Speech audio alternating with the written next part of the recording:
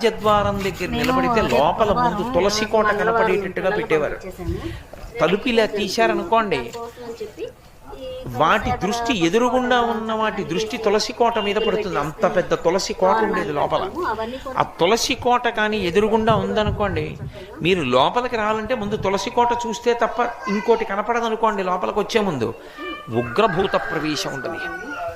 ఆ ఇంట శక్తి నిలబడుతుంది.